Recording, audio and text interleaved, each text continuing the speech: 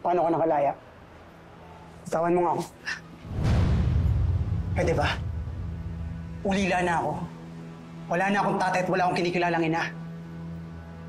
Paano mo nalaman na nandito ako?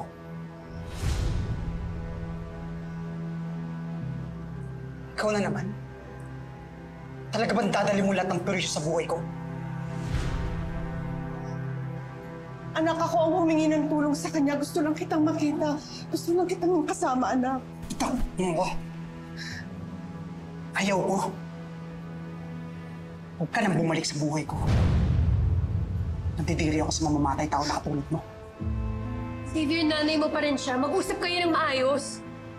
Kang mangialam dito. Wala kang alam sa pinagdaanan ko dahil sa babaeng to. Umalis ka na. Umalis ka na! Gales. Tawon mo ako. Day!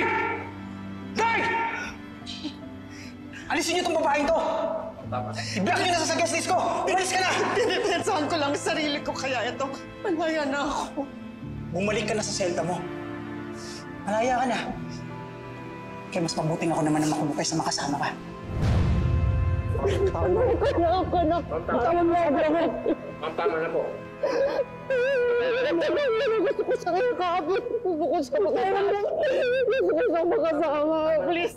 Anak! Umalis ka na! Xavier!